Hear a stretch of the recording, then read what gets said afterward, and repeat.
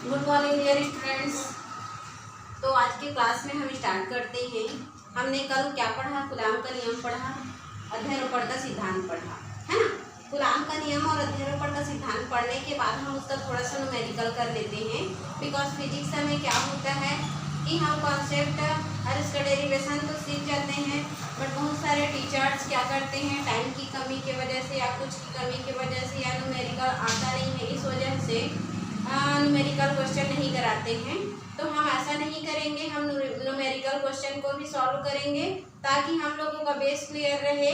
कल के डेट में हम लोगों का यदि न्यूमेरिकल क्वेश्चन आए तो उसको हम सॉल्व कर सकें। तो पहला यूनिट से एक क्वेश्चन आता है न्यूमेरिकल का, उसी प्रकार 7 यूनिट से आता है एक क्वेश्चन न्यूमेरिकल का, और उसी प्रकार से आपका 6 या 7 यूनिट से आता है एक क्वेश्चन न्यूमेरिकल का। तो हमारे पास सिलेबस जितने भी हैं उन यूनिट्स में 3 यूनिट ऐसे हैं जिसमें से एक का क्वेश्चन न्यूमेरिकल आता है। तो वह न्यूनिट जिसमें हमें न्यूमेरिकल क्वेश्चन पूछा जाता है उसके लिए हम अभी से तैयारी करना स्टार्ट करते हैं। और जिस यूनिट में हमारे पास न्यूमेरिकल क्वेश्चन नहीं पूछा जाता, उसको नहीं क्लियर करना पड़ता है, मतलब आता ही नहीं है, तो उस यूनिट को हम केवल डेरिवेशन और थ्योरी और जैसे भी हमारे पास सिलेबस है वैसे उसको कवर कर लेंगे और न्यूमेरिकल उसमें नहीं करेंगे। बट यूनिट फर्स्ट में हमारे पास न्यूमेरिकल क्वेश्चन आते हैं, इसलिए हम न्यूमेरिकल प्रॉब्लम्स को करते हैं कि न्यूमेरिकल यहाँ पर क्या सॉल्व हो रहा है और कैसे इसको अटेंड कर सकते हैं। ठीक है, तो हमारे पास क्वेश्चन है, एक चालक है। हम विद्युत के बारे में पढ़ रहे हैं। विद्युत कि विद्युत एक चालक होता है, तो चालक पर 500 इलेक्ट्रॉन की कमी हो रही है। इलेक्ट्रॉनों की संख्या कितनी है? 500 है। अर्थात दिया है कि यहाँ पर जो भी इलेक्ट्रॉन है उसमें से एक चालक है, उसमें चूंकि विद्युत जो है 2 आवेश से मिलकर बना होता है, एक तो धन आवेश से एक तो ऋण आवेश से। ठीक है, तो धन आवेश और ऋण आवेश से मिलकर बना होता है, जिसमें से और इलेक्ट्रॉन जो होते हैं वो 500 की कमी हो रही है। इलेक्ट्रॉनों की संख्या में कितने की कमी आ रही है? 500 की कमी आ रही है। और इस पर हमें आवेश अर्थात Q की मात्रा और उसकी प्रकृति नेचर को ज्ञात करना है। आवेश ज्ञात करना है, मतलब Q का वैल्यू हमें फाइंड आउट करना है। तो हम जानते हैं, बेसिक कल हम क्लास डिस्कस कर रहे थे तो चर्चा किए थे कि यदि कोई भी चालक है उसमें इलेक्ट्रॉनों की बढ़ोतरी हो या कमी हो, उस पर हम आवेश की मात्रा देखने के लिए आवेश Q बराबर N, मतलब इलेक्ट्रॉनों की संख्या और उस पर उपस्थित आवेश।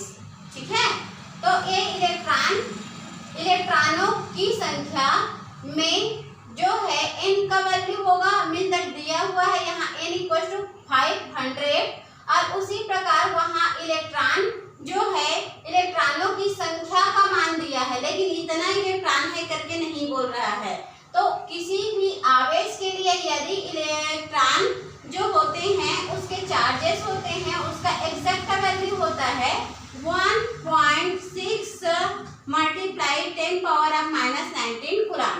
ये हमारे पास उसका एग्जैक्ट वैल्यू होता है स्मॉल e का। क्लियर है? तो यहाँ हम सॉल्व करें तो एक चालक पर 500 इलेक्ट्रॉनों की कमी, यदि सॉल्व कर रहे हैं, यदि एक चालक पर कितने इलेक्ट्रॉनों की? 500 इलेक्ट्रॉनों की कमी हो जाए, 500 इलेक्ट्रॉनों की कमी नहीं, 500 इलेक्ट्रॉनों की संख्या में कमी हो जाए, इलेक्ट्रॉनों की संख्या में कमी हो जाए, तब हम जानते हैं आवेश Q बराबर N ही होता है, जहाँ संकेतों का क्या है? सामान्य अर्थ है। जहाँ हमारे पास इलेक्ट्रॉनों की संख्या में कितने की कमी हो रही है? 500 की।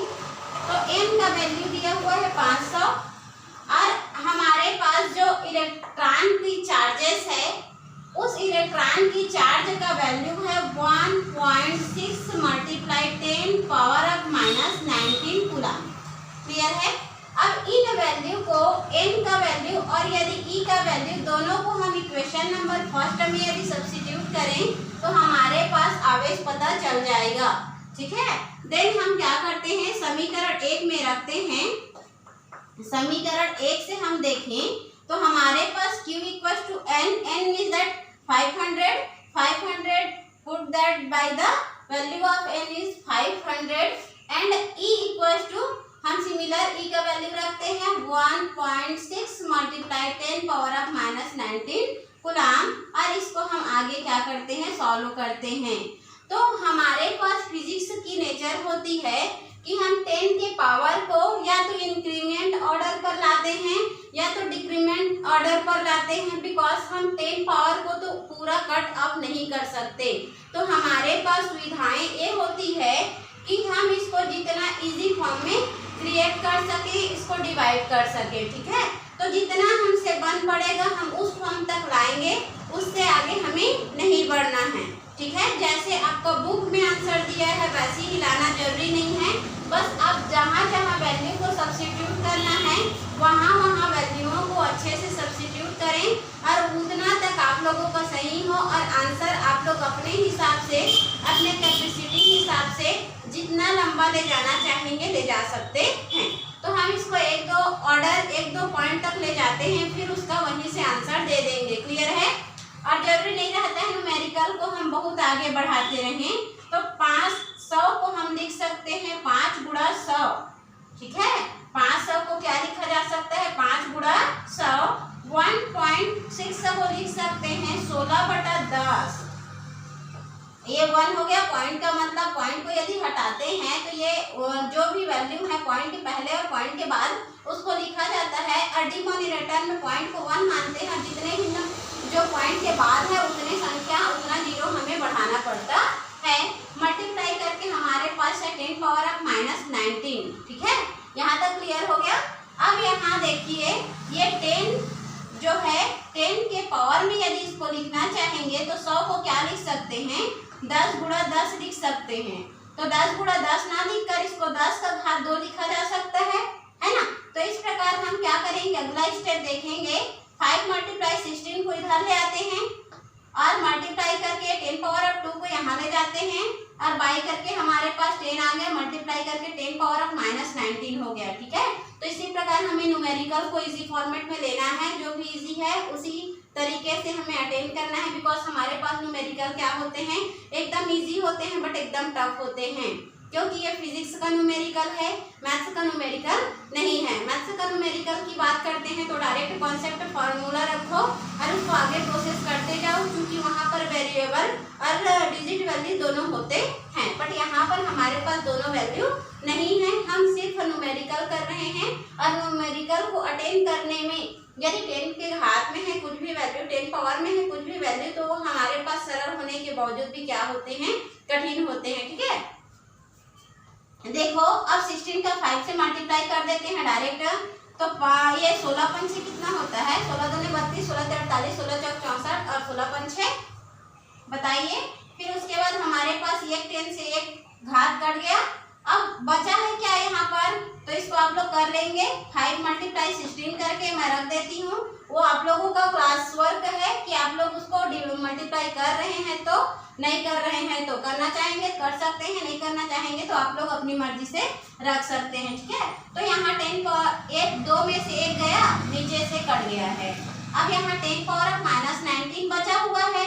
तो ये चूंकि 1 है और ये माइनस है और ये प्लस है, जब बेस किसी भी मल्टीप्लिकेशन फॉर्म में किसी भी वैल्यू का बेस इक्वल रहता है तो उसके जो पावर ऑफ होते हैं वो या तो जुड़ते हैं या तो घटते हैं, है ना, 9th के मैथ्स में है।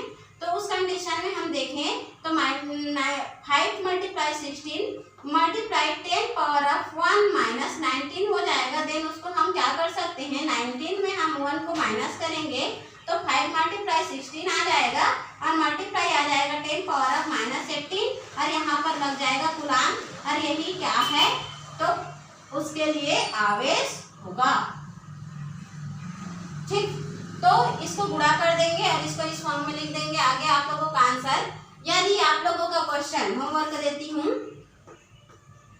होमवर्क है आप लोगों के पास, यदि किसी भी चालक में, यदि किसी भी चालक में उस चालक का आवेश दिया हुआ है, उस चालक का आवेश 2.4 गुणा 10⁻14 कूलाम का आवेश, ठीक है। यदि एक चालक पर उसका आवेश 2.4 गुणा 10⁻14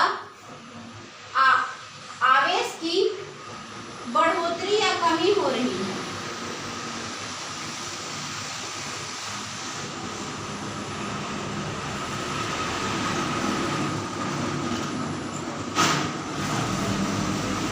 तब आप क्या करेंगे, n का वैल्यू ज्ञात करेंगे, इलेक्ट्रॉनों की संख्या ज्ञात कीजिए।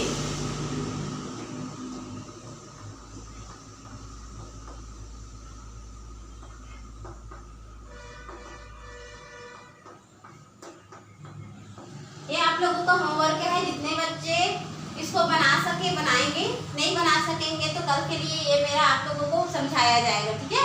तो इस प्रकार से हमें क्या करना है, मैथमेटिकल डेरिवेशन प्लस न्यूमेरिकल हर एक कॉन्सेप्ट को क्लियर करते जाना है और फिजिक्स को इजी बनाना है। तो आप लोग तैयार रहेंगे, आप लोग अच्छे से यदि प्रिपेयर करेंगे तो उसमें हम भी सफल हो पाएंगे और साथ ही साथ आपका भी जो मेंटिलिटी है और वो स्टडी के प्रति थोड़ा कैप्चरिंग पावर और ऑनेस्टी तीनों यदि एक साथ मिल जाए तो आप प्रिपेयर करने के लिए क्या है, शौक से उसको एक पढ़ाई ना मानकर एक खेल मान के आगे बढ़ने लगेंगे, ठीक है। तो इस प्रकार आज का क्लास ओवर करते हैं। इस होमवर्क को आप लोग करके रखेंगे।